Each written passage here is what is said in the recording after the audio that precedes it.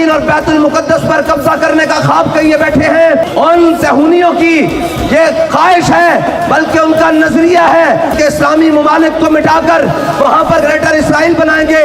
تو سن لو, جن کے دماغ میں یہ خناس ہے وہ یہ سن لیں کہ ہمارے جیتے جی گریٹر اسرائیل دور کو جا, وہ فلسطین پر بھی قبضہ نہیں کر سکتا.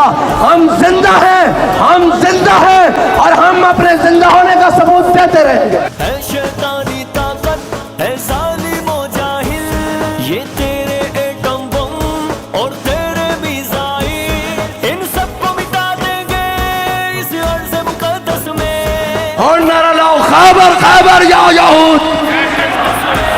ناپاک وجود تیرا رہنے ہی نہیں دینا, رہنے ہی نہیں دینا.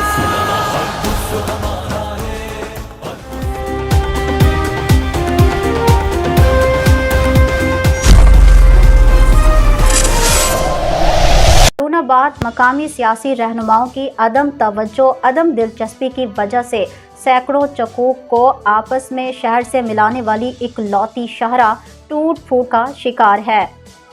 سینکڑوں چکوک کو شہر سے ملانے والی اکلوتی شاہراہ میاں والا بنگلہ روڈ سیاسی رہنماؤں کی توجہ کا منتظر اس ٹوٹے روڈ پر سفر کرنے والے راہگیروں کی قیمتی گاڑیاں, موٹر سائیکل ٹوٹ پھوٹ گئے ہیں.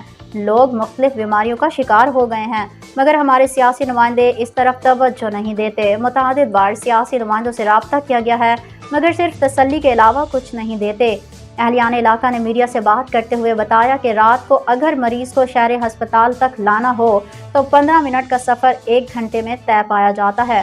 روڈ کے ٹوٹ پھوٹ کی وجہ سے کئی بار حادثے ہوئے اور درجنوں لوگ اپاہج ہو گئے.